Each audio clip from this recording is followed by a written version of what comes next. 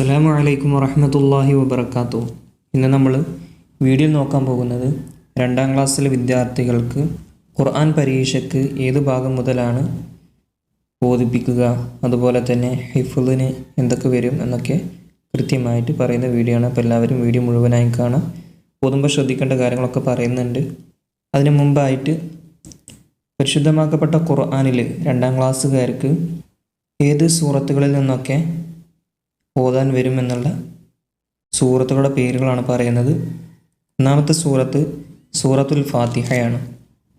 പിന്നെ സൂറത്തുൻ നബഅ, അതുപോലെ സൂറത്തുൻ നാസിആത്ത്, സൂറത്തുൽ അബസ, സൂറത്തു തക്വീർ, സൂറത്തു ഇൻഫിത്താർ, സൂറത്തുൽ മുത്തഫിഫീൻ, സൂറത്തു ഇൻഷിഖാഖ്, സൂറത്തുൽ ബുറൂജ്. ഇങ്ങനെ ഈ 9 സൂറത്തിൻ്റെ എവിടുന്നും ചിലപ്പോൾ ഓദിക്കാം. പ്രത്യേകമായിട്ടും ഓദിക്കാൻ സാധ്യതയുള്ളൊരു ഭാഗം പറയണത് ഇതൊരിക്കലും ഉറപ്പിക്കരുത്, കാരണം ഇത് സാധ്യത മാത്രമാണ്. അതായത് സൂറത്തു അബസയിൽ, അതുപോലെ സൂറത്തു നബയിൽ ഇതിനൊക്കെ വരും. ഇതിൽ സൂറത്തു നബയിലെ ആദ്യത്തെ ആയത്ത് മുതൽ അതല്ലെങ്കിൽ അതിൻ്റെ താഴെ ഭാഗത്തു നിന്നൊക്കെ എവിടുന്നും വരാം. അപ്പോൾ നമുക്ക് സൂറത്തു നബയിൽ കുറച്ച് ആയത്ത് ഓതാം. ബിസ്മില്ലാഹിർ റഹ്മാനിർ റഹീം. അമ്മ യതസാഅലൂൻ.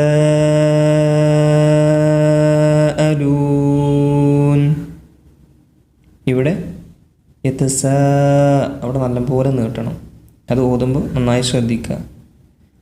അനിൻ നബഇൽ അളീം الذي هم فيه مختلفون كلا سيعلمون ثم كلا سيعلمون. അതുപോലെ ഇന്ന യൗമുൽ ഫസ്ൽ എന്ന് പറയുന്ന 17ാമത്തെ ആയത്ത്. ഇന്ന യൗമൽ ഫസ്ലി കാന മീഖാതാ يوم ينفخ في الصور فتأتون أفواجا وفتحت السماء فكانت أبوابا. അവിടുന്ന് താഴെയുള്ള ആയത്തുകളൊക്കെ നോതി പഠിക്കുക. അതുപോലെ സൂറത്ത് അബസ. ബിസ്മില്ലാഹിർ റഹ്മാനിർ റഹീം. അബസ വതവല്ല أن جاءه الأعمى وما يدريك لعله يزكى أو يذكر فتنفعه الذكرى أما من استغنى فأنت له تصدى وما عليك ألا يزكى. പിന്നെ അതുപോലെ അതിൻ്റെ താഴെ ഭാഗത്ത് 30ാമത്തെ ആയത്ത് മുതൽ കേട്ടോ.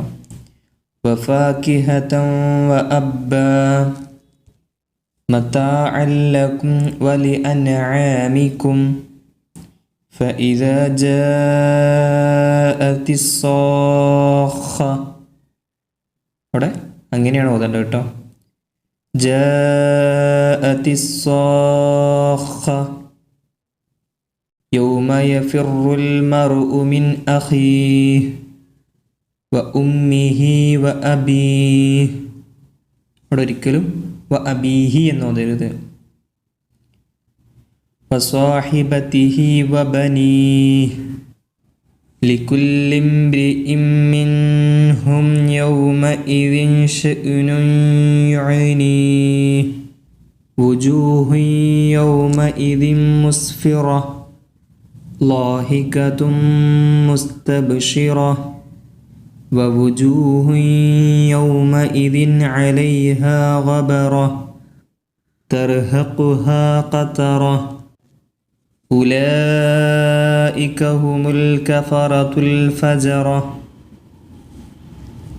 പിന്നെ അതുപോലെ ഓതുമ്പോൾ 2ാം ക്ലാസ്സിലെ വിദ്യാർത്ഥികളോട് തജ്വീദൊന്നും ചോദിക്കൂല, കാരണം അവരിതുവരെയായിട്ടും തജ്വീദ് പഠിച്ചിട്ടില്ല. പക്ഷേങ്കിൽ അവരുടെ അക്ഷര ശുദ്ധി നോക്കും. ഓരോ അക്ഷരത്തിനും ഓരോ ശുദ്ധി ഉണ്ടാകും. പറയുമ്പോൾ ഐന്, ചിലപ്പോൾ ഐന് എന്നൊക്കെ പറയും. ഐൻ, ഹ, ഹംസ്. അക്ഷരശുദ്ധിക്ക് ചിലപ്പോൾ മാർക്കുണ്ടാകും. പിന്നെ അതുപോലെ വ്യക്തത, ഓതുമ്പോൾ വ്യക്തമായ അക്ഷരങ്ങളും കാര്യങ്ങളൊക്കെ വ്യക്തമായി ഓതുന്നുണ്ടെങ്കിൽ അതിന് മാർക്കുണ്ടാകും. ഇപ്പോൾ ഓതി കൊടുക്കുമ്പോൾ ഫാസ്റ്റിൽ ഓതി കൊടുക്കരുത്, അതായത് സ്പീഡിൽ ഓതരുത്. സ്പീഡിൽ ഓതിക്കഴിഞ്ഞാൽ ഉസ്താദിന് മനസ്സിലാവില്ല. അതുപോലെ തന്നെ നമ്മൾ തെറ്റായിരിക്കും ഓതുണ്ടാവുക സ്പീഡിൽ ഓതുമ്പോൾ, അത് ശ്രദ്ധിക്കുക. പിന്നെ അതുപോലെ 2ാം ക്ലാസ്സിലെ വിദ്യാർത്ഥികൾക്ക് ഖുർആനിൻ്റെ ശേഷം, ഹിഫ്ദിനൊക്കെ ശേഷം ചിലപ്പോൾ ദിക്റുകൾ ചോദിക്കും.